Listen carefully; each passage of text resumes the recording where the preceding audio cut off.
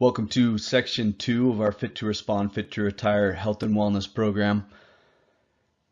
Within this section, we're going to review anatomy and physiology, and we're going to get a little deeper into the specific principles that will help us accomplish our mission as fitness coordinators and give us a better understanding of the context of the specific issues within the fire department.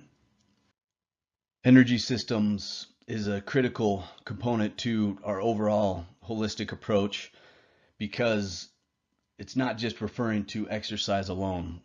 When we talk about energy systems, keep in mind responding to calls and fires and these situations where we're required to operate at a high performance level. We will be going over the cardiovascular system, specifically adaptation that happens with exercise. We'll be reviewing neuromuscular and musculoskeletal adaptation.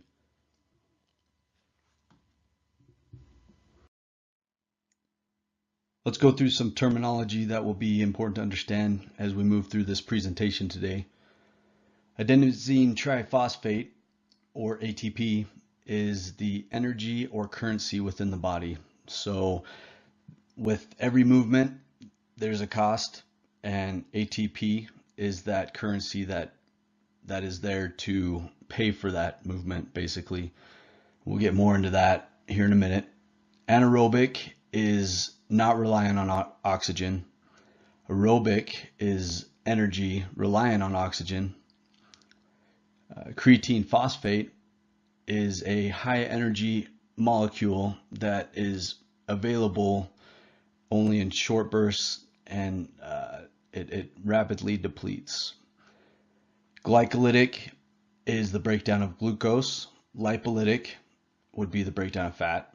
And then the lactate threshold is when the blood starts to accumulate lactate faster than it can process it out. Bioenergetics and metabolism. So what we're looking at here is the food that we take in and how it's broken down and used as energy throughout the body. So there are 3 systems we're going to focus on, and these can be broken down into more systems, but for simplicity's sake, we're going to break it down just into 3, and those would be the ATP phosphocreatine system, also known as the phosphagen system, the glycolytic system, or glycolysis, is also known as the lactic acid system, and aerobic, or the oxidative system. And we'll talk briefly throughout this about the macronutrients that supply that energy and which ones supply quicker energy than the others. The phosphagen system. This system provides that immediate source of energy for explosive power or to initiate a sprint, but it only lasts up to 10 seconds. And if you're training this system correctly, you'll be taking 3 to 5 minutes in between each effort. So if you're training for power and you're doing some power lifting for maximal effort, you need to take 3 to 5 minutes in between to be able to get that same maximal effort. Otherwise, your body won't have that full replenished system to produce the amount of power needed to lift whatever weight you're trying to lift. So it only lasts for 10 seconds, and then you need to rest 3 to 5 minutes after that 10 seconds to replenish the system fully. And the system is comprised of ATP and creatine phosphate, which is stored in the muscles, and it is very limited storage. So if you look down here on the right, you see the diagram. ATP starts with the phosphate and initiates that muscle contraction, and then you get ADP as a result. But we also have creatine phosphate stored in the muscle, and ADP combines with creatine phosphate to produce another ATP contraction, and that's how that system works. And you see the glucose, muscle glucose from carbohydrates is what is what I guess the ATP is made out of, right? So that's the breakdown. And the more supply of that glucose that we have stored, or glycogen that we have stored in the muscle groups, the quicker we can replenish the ATP system.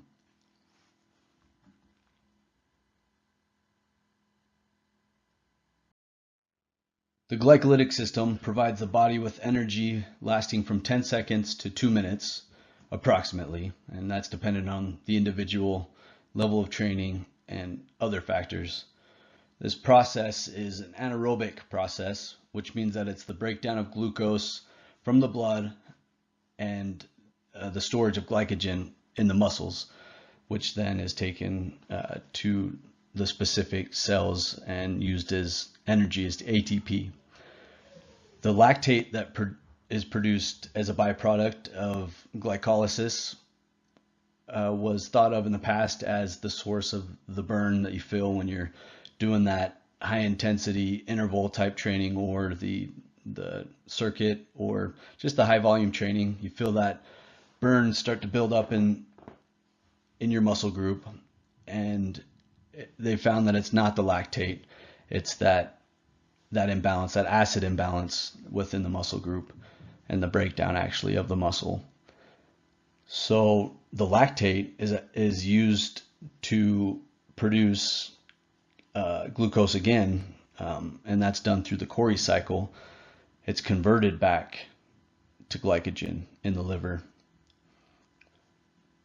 And we know when we're hitting that anaerobic threshold, when we get that onset of blood lactate accumulation, which is basically saying that we've surpassed our ability to use oxygen combined with glycogen to produce enough energy to supply whatever level of intensity of exercise that we're involved in. The oxidative system produces energy lasting from 120 seconds, 2 minutes, to however long you're looking to go. And that's dependent on individual fitness level. So the ATP is produced from fat, which is the main source of energy at rest and during low intensity exercise. And that's formed through lipolysis, which is the breakdown of those fats through the hormone sensitive lipase is one way that it's broken down into fatty acids, and then glycerol, which then mobilizes that stored energy during fasting or exercise. And beta oxidation is another metabolic process that is complicated, and we don't really need to go into deeply here, but it breaks down that fat in a similar process into the fatty acid molecules, which is then used to produce energy. This chart is a review of what we've just gone over, and it's also showing the blend that happens between each system. So it's important to keep in mind that it's not just one system that is operating at one time. A better way to think about it would be the primary operating system at that time. So if we're looking at power, it's not just the ATP creatine phosphate system that's operating. It's also the glycolytic system and a little bit of the aerobic system, but mainly the ATP system. So we're gonna get into that a little bit better with this slide here. So that blend happens from the beginning, right? Let's take a sprint into consideration, and let's say the sprint lasts for, I don't know, 2 minutes. So initially we're gonna have a burst of energy that's gonna come from the ATP creatine phosphate system, which is gonna come from right here. And then after that initial burst that only lasts 10 seconds, we're gonna get a little bit of blend into the anaerobic glycolysis as well as the aerobic glycolysis. And if we take that training even farther and maintain that intensity being low, then we're going to be working on this aerobic lipolysis, and we're going to be targeting fat loss with that specifically. let's put this into context for our purpose as fitness coordinators and thinking a little bit into the future of programming and reaching specific goals that individuals have. One thing that we're going to work on in general is strength, because that's going to help reduce injury and prepare us for our job and increase that anaerobic threshold. So that's targeting specifically ATP and the phosphagen system when we're talking about max strength. And the rest that's required is pretty substantial, considering that's probably due to the fact that most people don't train absolute strength, and it doesn't feel like you're training for most people. I know that's true for myself and other people that I've worked with.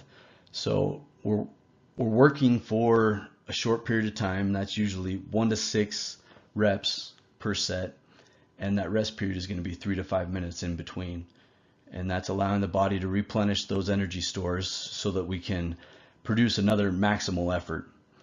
And the intensity I wanted to highlight here as well is important to consider. And this percentage here that you see is referring, I believe, more to the load than intensity. So 30 to 100% being the load, you can have an intensity that is the same maximal intensity with both weights. And you can even use just body weight to train the power phosphagen system. And that's really looking at the quickness in which you can take that stimulus from your brain telling your muscle groups to fire. So that neuromuscular connection is what's being trained specifically in that area. So throughout, the intensity is going to be high. So if we're looking at the other systems, the rest period isn't as critical, but I think it is still a critical thing to consider. If we're looking at the glycogen system, we're going to be looking at strength still, but it's moving more from the maximal strength into the strength endurance realm. And that means we're looking at reps around 6 to 12 and rest period 30 seconds to a minute and a half. And the intensity is going to be moderate throughout that. So the oxidative system is going to be even less rest. On this graph here, this chart, it says less than or equal to 30 seconds. And then when we move into low intensity training, we're going to be looking at no rest, right? It's just that steady state cardio, which is going to be more of the fat targeting goal that we'll be looking at there. Relating this to the job and specific goals a little bit further, each type of exercise is going to be targeting a specific adaptation or a specific energy system to provide that means to adaptation. And if we're looking from the top going down, we're going to be looking at anaerobic maximal effort going down in intensity all the way down to endurance, which would be right here, which is going to be low intensity. And then metabolic conditioning is taking the energy systems and, depending on your goal, going up and down through the energy systems. And just using the analogy, I guess, or the example of low intensity training for a marathon, you're going to be working on steady state mostly, but if you want to improve your ability to get up a hill that might be within that marathon, then you'd want to work on that anaerobic threshold and incorporate some metabolic conditioning to that. So if you're training for a marathon, you'd want to go at the steady state for a longer period of time, maybe 10 minutes, and then do a interval of either a hill or a sprint of some sort.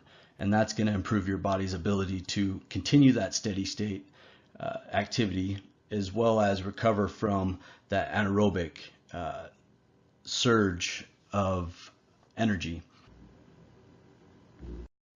So looking at the fitness continuum and the firefighter general physical preparedness, we need to take all training types into consideration and incorporate whatever area we're weak in, right? So if we're endurance athletes, we need to focus a little more on the strength. And if we're strength athletes and haven't done much cardio, then we need to incorporate some of that so that we can recover faster. And this has us set right in the middle of that spectrum, but I would say in regard to the job, we're probably more along the lines of the anaerobic athlete, so we're going to probably be a little bit higher. But we also, like I said, need that ability to recover.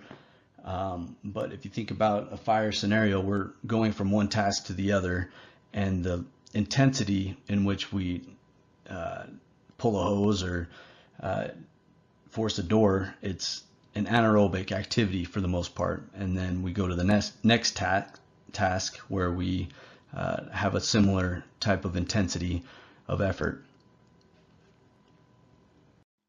We will be reviewing the respiratory and cardiovascular systems as we go throughout this presentation today, but we won't be going through the specific anatomy of each. So if you have questions as we go through, refer to your TSAC manual. It's a great resource for that anatomy information. We're now going to get into the cardiovascular response to exercise, or the adaptation that happens with chronic exercise. I'm going to show you a video that explains this really well, and if there's any questions or if it doesn't explain it as well as I thought, please let me know and we'll review these things further. Guys, welcome to the lesson on the cardiovascular system. We're going to look at a few adaptations, chronic adaptations to exercise. So these are changes that occur over a longer period of time due to a longer period of exercise.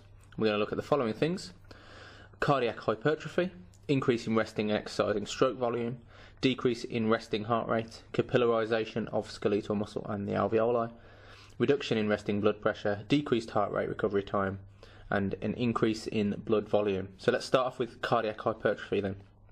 So as we know, hypertrophy is an increase in the size of the muscle. Specifically, we're going to say it's increase in the size of the sarcomere, which is one of the subunits of the muscle fibre, where you have the actin and the myosin filaments that slide past one another that we've looked at previously. So the heart muscle itself undergoes hypertrophy. When we exercise, when we stress the muscle, it responds by growing stronger, growing larger, and so specifically the left ventricle of the heart thickens because it is a muscle, and so therefore when it contracts more forcefully, and it recruits more muscle fibers when it's stimulated, so it contracts more forcefully, and in doing so that means more blood can be ejected because a greater pressure can be created, more blood therefore ejected out of the heart with a single beat. The next chronic adaptation, so long-term change as a result of exercise.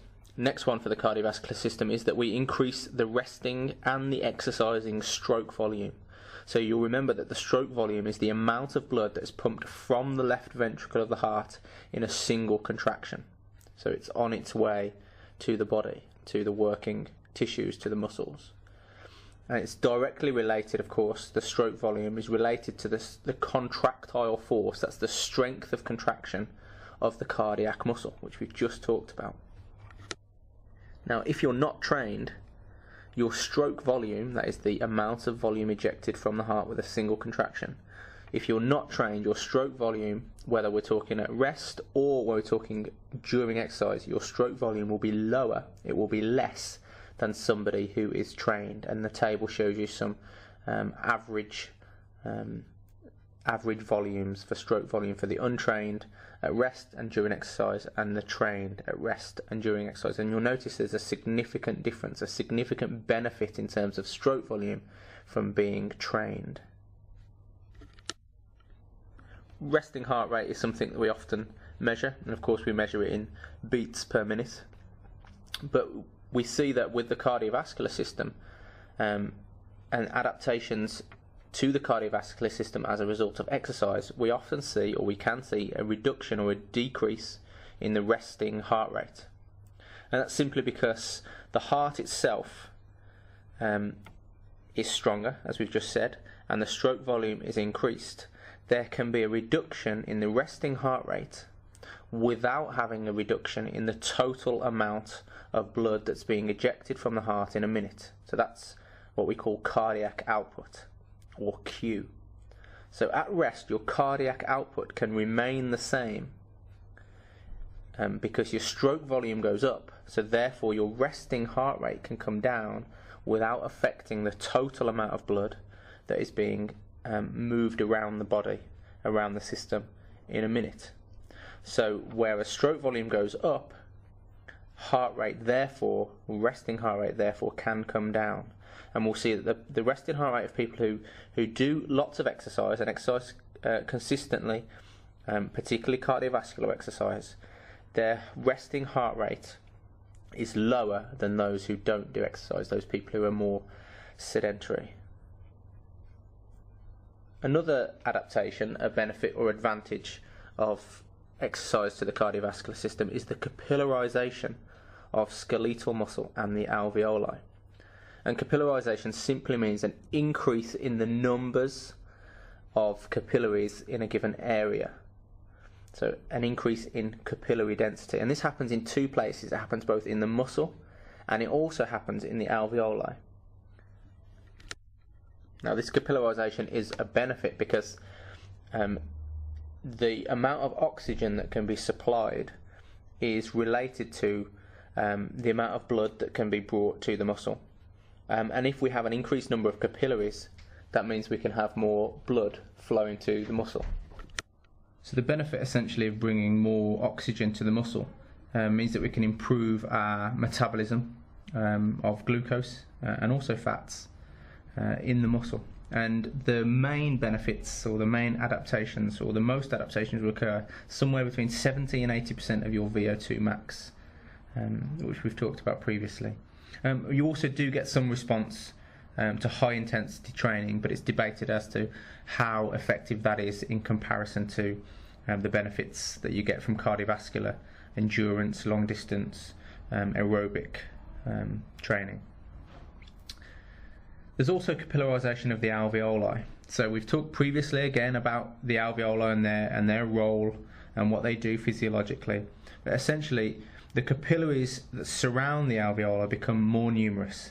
There's more of them.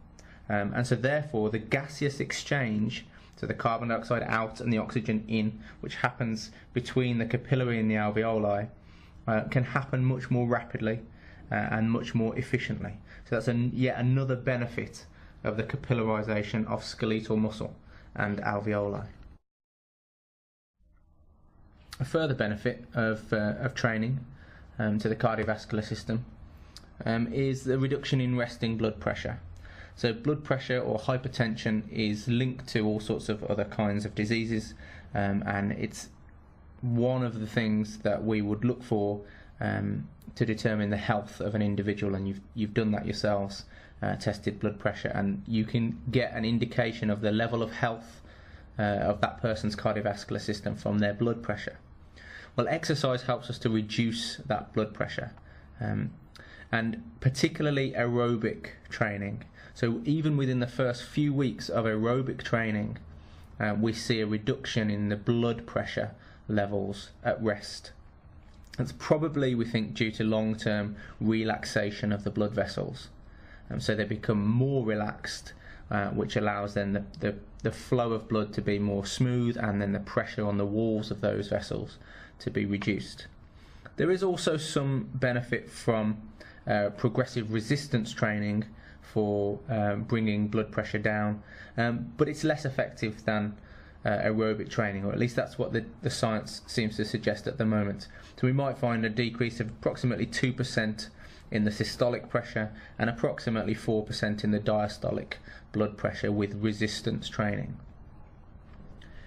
Next, we've got a decrease in what we call heart rate recovery time. And heart rate recovery time is simply a measure of how long it takes after exercise for your heart rate to return to its resting rate.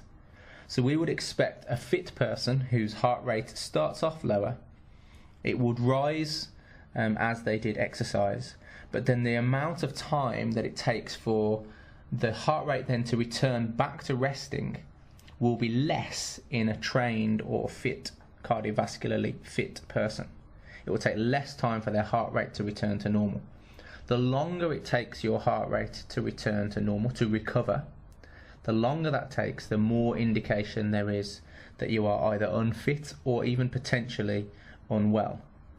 So there are indications that a very delayed heart rate recovery time may have suggestions of, or may suggest heart disease of some kind. With exercise, we can reduce that recovery time, and it's a lot shorter period of time between maximum heart rate, or whatever the upper end that the heart rate gets to, and it recovering back to resting. It's a lot shorter for a fit person, or somebody whose cardiovascular system is well trained and well used. The next thing then is an increase in blood volume. So blood volume is simply a measure of the total amount of blood circulating in the system.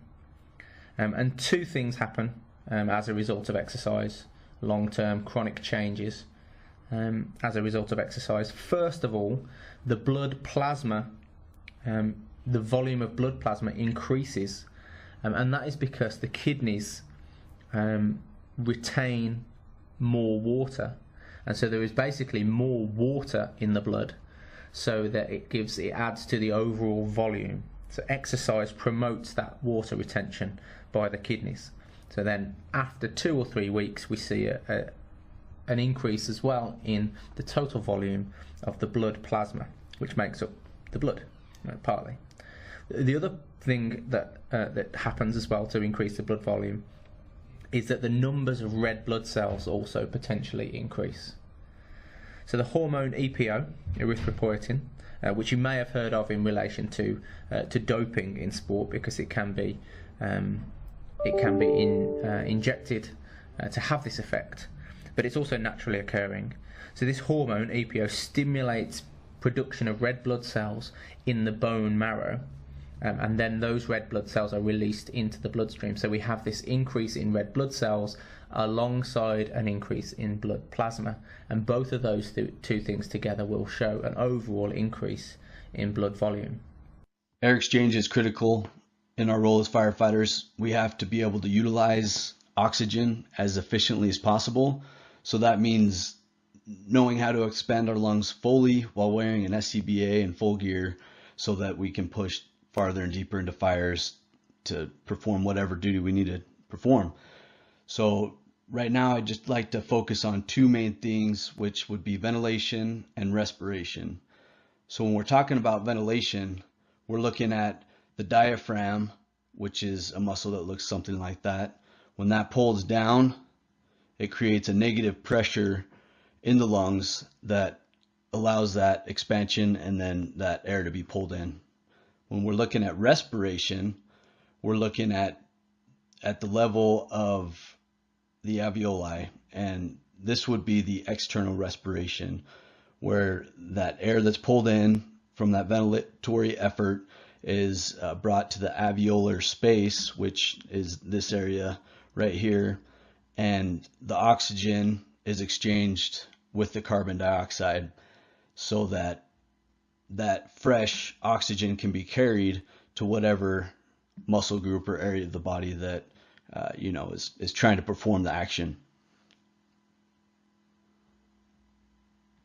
We're now going to move into the respiratory response to exercise and the adaptation that happens over time. One of the main reasons I wanted to focus on this a little bit was to explain the VO2 test and how beneficial it would be to us in the future. Right now we're doing a calculated VO2 max test, and that's where we get on the treadmill at peak for a few minutes, and we go until our heart rate reaches a submax level calculated by our age, and after that's completed, our heart rates are plugged into a calculation, and then an approximate VO2 score comes out.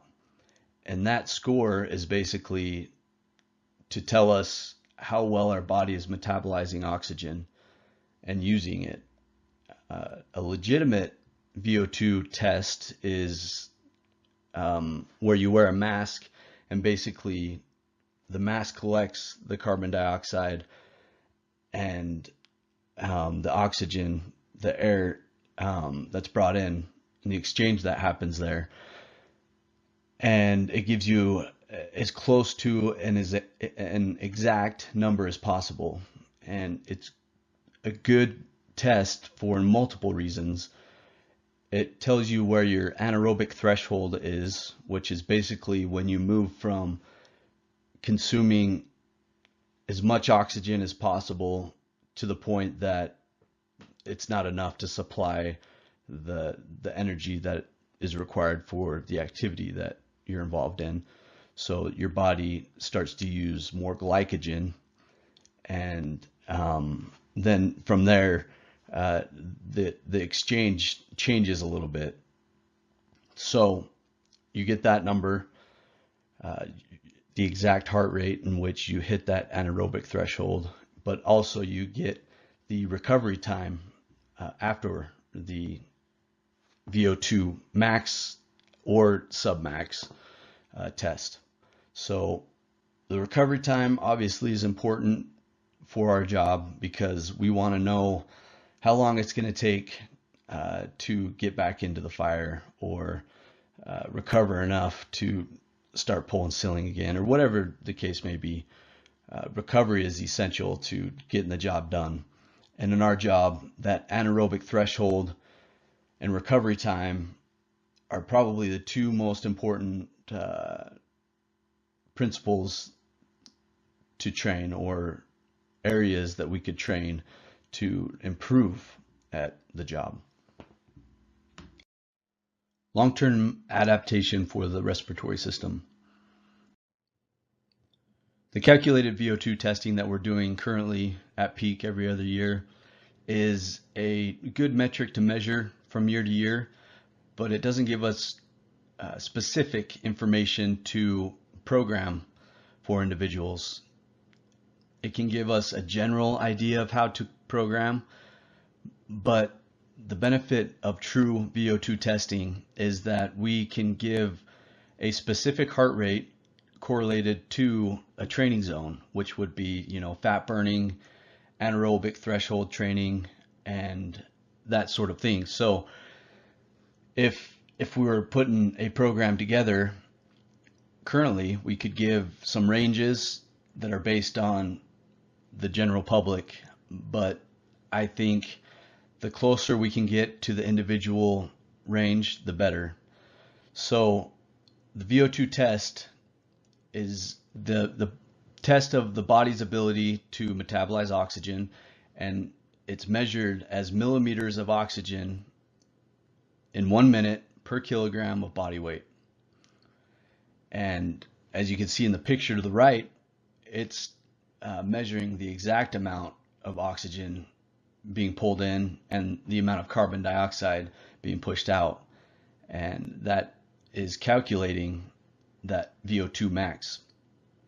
So it looks at the tidal volume of the individual and how well we're breathing, right? And if we're able to expand our lungs fully, and that's something that we can train and work on, and something we need to train, especially within the realm of firefighting. It looks at the cardiovascular system, the internal and external respiration, so the capillary density within the alveoli and within the muscle groups, and then the anaerobic threshold, which is the intensity at which oxygen isn't enough anymore, and then lactate starts to accumulate within the body. And the aerobic threshold is the intensity at which lactate just begins to accumulate. So basically the body's starting to work, but the oxygen intake is sufficient for now. when it gets to the anaerobic threshold, that's when we start to use those glycogen stores as well as oxygen. And we're going to get more into those energy systems here in a minute. The endocrine response and adaptation to exercise. We're looking at the autonomic nervous system here, and that involves the sympathetic, which is in control of the fight or flight response, and the parasympathetic, which is the rest and recover response. And these aren't exclusive. Like all systems of the body, they work together, right? You don't shut off the sympathetic nervous system to turn on the parasympathetic. It's more comparable to a thermostat in a home. One is dialed down while the other is dialed up, and depending on the stimulus is how much that is dialed up or down. So for instance, if we have a high stress situation, we get a peak of that sympathetic response, which is a influx of these catecholamines and glucocorticoids into our system, which are basically the norepinephrine, dopamine, and cortisol, which help us in the immediate time, but long term, these chemicals aren't great for the body. So our ability to flush those out is important, and that is something that happens with that adaptation over time. Is we have an increased ability to turn up the parasympathetic response a little bit sooner after that influx of stress. And it's also important to note with the sympathetic nervous system that an aerobically trained individual will reduce the amount of catecholamines and cortisol that are secreted into the system. And that's good because of the overwhelming effect that can happen at times with those hormones. Bones, tendons, and ligaments do adapt to exercise, but it's important to keep in mind that they adapt a lot slower than muscles adapt because of the lack of capillaries and blood flow. So it's important to progress a program slowly enough that you don't push the strength past what the connective tissue can handle.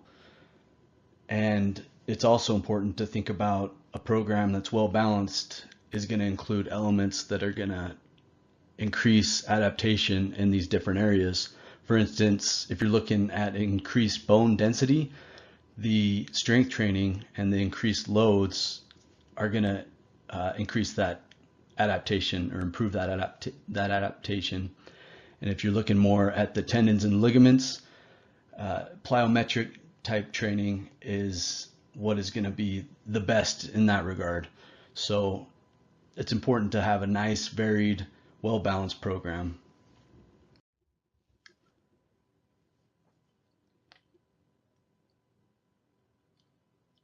Skeletal muscle. I'd like to review just quickly a few things with skeletal muscle and what we're looking at training. And these are just some terms I think are going to be important moving forward. And excitability is one that some of you may be familiar with.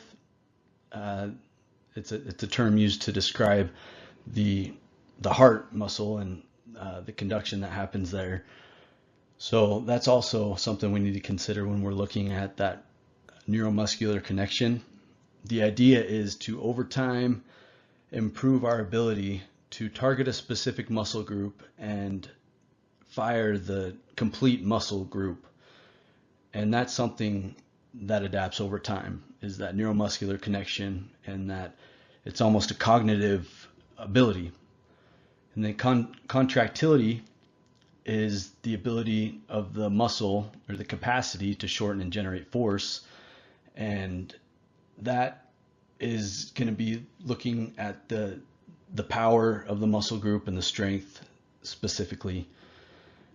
Extensibility is the mobility, basically, of a muscle group. And elasticity is the ability of the muscle to return to the normal state. The roles of the muscles, we have primary movers, and those are going to be the main muscle groups like the pectoral muscle group, the latissimus dorsi, the glutes, the hamstrings. Those are going to be main primary movers. And we have agonists and antagonists, basically a muscle group that balances the force of the other. For instance, the bicep is balanced by the tricep, whereas the bicep would be the agonist and the tricep would be the antagonist. Synergists are muscle groups that work together to create force. And you think about this like the bench press, you think about the press up, you're not just using the pectoral muscles, but you're locking in your lats and your scapula, and you're also using your triceps quite a bit to push that weight up. And then stabilizers. This is also really important to consider within a training program, and it's going to help us prevent injury. We got to think of the pillar of the body, or the core, being from the shoulders to the hips. So the shoulders, they are both stabilizers and primary movers, and we need to train both characteristics. And a way to do that would be training the deadlift, would be a stabilizing shoulder exercise, and a strict press would be a primary moving agonist type of movement.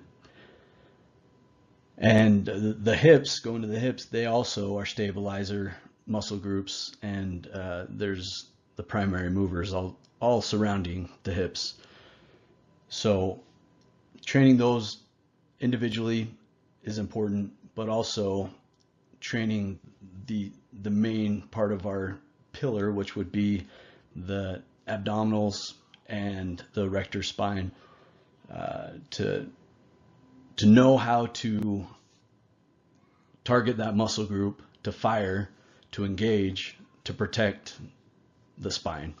And this is an area that's going to be a big focus for us moving forward due to the number of back injuries in Salt Lake City right now. Muscle fibers. This is a pretty big chart here, but the main thing that I want you to look at is going to be the top of this chart, and we're looking at the fiber type: slow, fast 2A, and fast 2B. So basically what we're looking at is what muscle fibers do what, and how to train specific muscle fiber types to increase the density of those within the body. So the slow type 1, those are going to endure a lot of training. They're the endurance type muscle groups. And type 2A, those are going to be in between the endurance to power. And then the fast twitch 2B, that's going to be the glycolytic fibers and the phosphagen system, and those are the power. Those are where you generate jump and plyometric movements, as well as the muscle groups that protect a certain joint when you get off balance and you don't have enough time to rely on the slow twitch. You have to engage the stabilizers around that muscle or around that joint to protect it. So that's training the fast twitch muscle fibers. There's types of action when it comes to muscle groups, and triphasic training looks at all of these types of muscle action. So we have concentric, eccentric, and isometric. Concentric, as you see in the picture, is contraction, so shortening that muscle.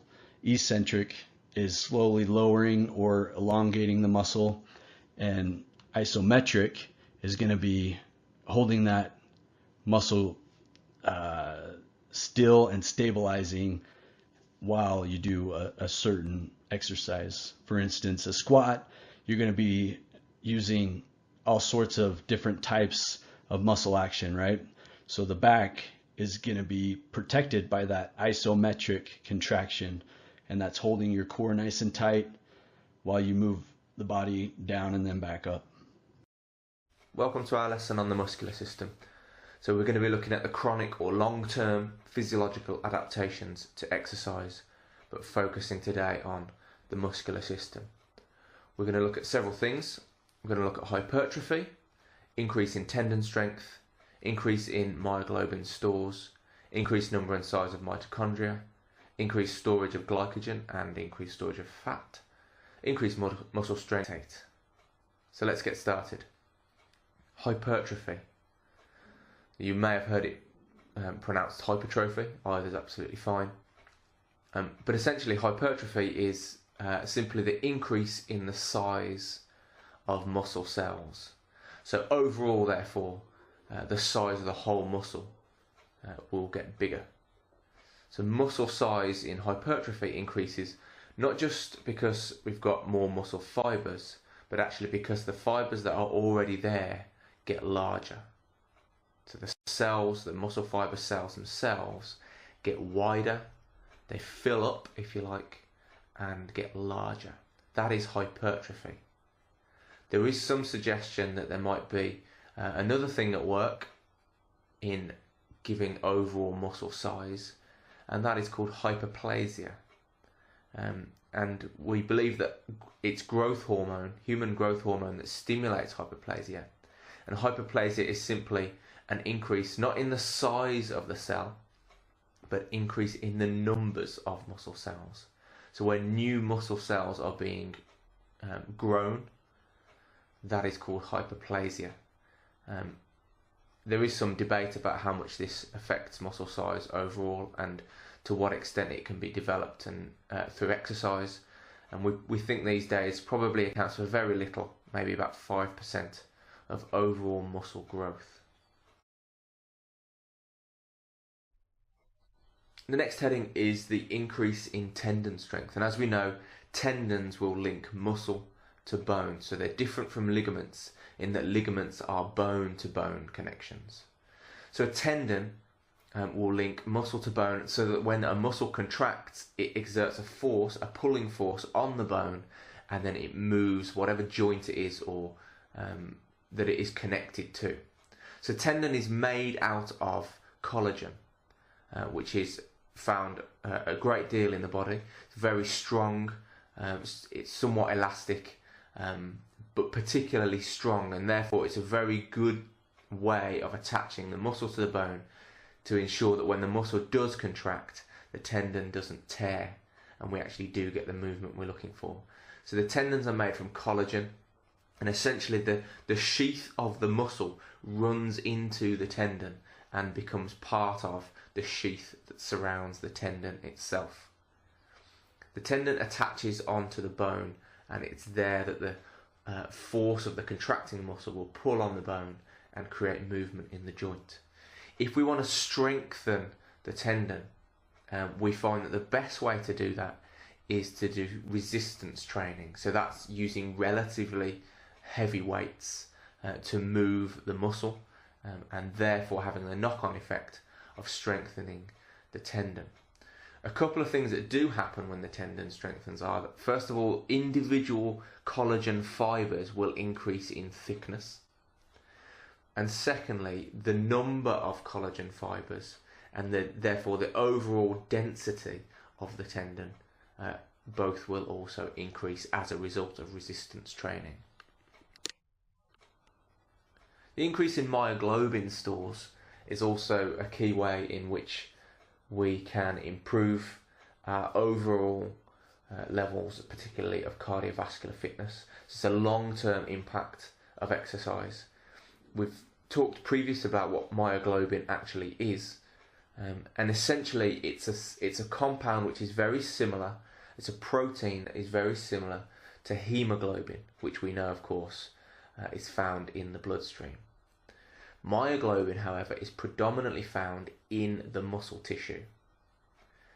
And its purpose is there to bind, similar to hemoglobin, its purpose is to bind with oxygen and store that oxygen locally in the muscle cells, so that therefore there is plentiful oxygen available for production of energy within the muscle cell. Occasionally, we might find myoglobin in the bloodstream, and this can be an indication that something has gone wrong. If there is myoglobin in the bloodstream where it's not intended to be, there is a suggestion therefore that the muscle has begun to break down. Occasionally this can occur if there is extremely high intensity exercise over a sustained period of time, and certain sports and physical activities are associated with that kind of very high level of exertion.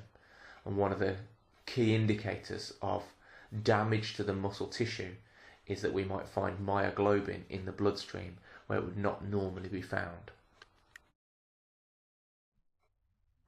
So mitochondria are organelles, so very small and very tiny, located within cells themselves. They are organelles designed for cellular respiration.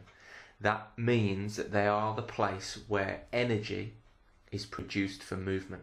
So as far as we're concerned, if we have a larger number of mitochondria, and if we have an increased size of mitochondria, we are able therefore to use various different compounds within the body, including oxygen and pyruvate, which we've talked about previously, to create energy and resynthesize adenosine triphosphate, that's ATP. We've talked about the importance of ATP previously. It is the crucial compound in the cell that must be present in order for energy to be provided for the working muscles. Without ATP, there's no movement, and without mitochondria, there won't be any ATP resynthesis. So for that reason, we often call mitochondria the powerhouse of the cell. But what we're interested in today is the fact that through training, you can increase the number and the size of the mitochondria that are in the cell, and obviously therefore an increased total amount of work being done by mitochondria at any given time in your body means a greater level of metabolism, a greater amount of cellular respiration, a greater amount of ATP resynthesis, and that's the key benefit of increasing the number and size of mitochondria through training. As you know, the human body is able to use carbohydrate, it's able to use fat, and in extreme situations it's also able to use protein in order to supply energy to move, to sustain life, and even to exercise. Our body would prefer not to use protein, that is the last on the list, so therefore we tend to use a mixture at any given time, a mixture of our carbohydrate stores, typically stored in the form of glycogen, and we use our fat stores as well. And both of those are there, they're available as fuel for exercise, fuel for movement, fuel for the cells, which we've just thought about. Training, however, can benefit us in two ways. Firstly, that we can actually increase the storage of glycogen, particularly glycogen stored in the muscle, which we would refer to simply as muscle glycogen. We are, through careful training and careful dietary manipulation, able to increase the storage of glycogen within our muscles. Two key things that we can do to make that happen is, once we've exercised and used up a good amount of the glycogen that is stored in our muscles, within about a window of about 2 hours after completing that exercise, we should consume some carbohydrate. And in doing so, that carbohydrate will be drawn to the muscle and stored there in increasing amounts prior to the exercise, so that the body is then ready to complete that kind of exercise again. So the body is adapting to be able to meet the demands of whatever exercise we are placing it in. A second thing we can do to improve that system is to add a little bit of caffeine. It's been shown that a little bit of caffeine after exercise can improve the glycogen storage compared to not ingesting any caffeine at all. In terms of increased storage of fat, obviously we do need fat as a fuel. It's a very useful fuel because there's so much energy contained in a given density of fat. But in terms of its storage, we don't want to store too much fat on our body, as we then tend towards obesity. However, we have some suggestion that as a result of training, additional fat in the form of triglycerides possibly are present in the muscle, and therefore after a long-term training there's more of this fat available and present in the muscle, so that it can be more easily oxidized, that is broken down and used as energy where maybe the glycogen stores have started to be depleted or start to run out.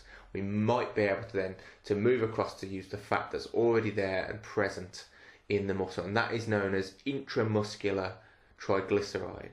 So intramuscular triglyceride is the fat that's stored within the muscle, and it is possible, it is suggested at least, that as a result of endurance training or long-term training over a long period of time, that the amount of fat in the muscle is increased. Muscle strength is another thing which increases as a result of chronic exercise, particularly if we're doing resistance, weight-bearing type exercise.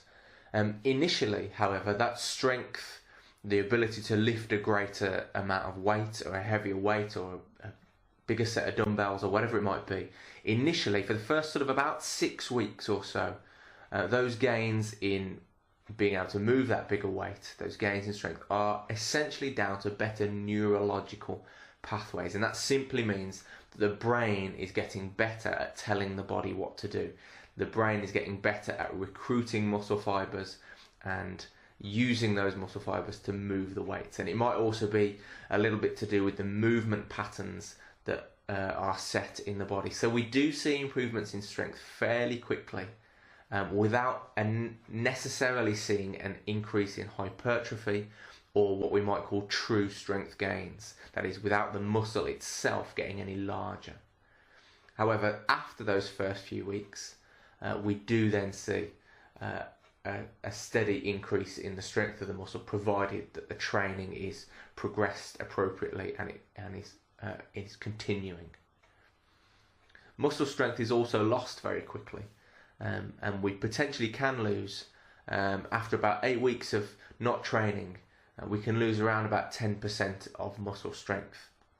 At the same period of time, we might find that muscular endurance is much more quickly lost. So even as much as 40% of our muscular endurance can be lost within a similar period of time, within about 8 weeks without training.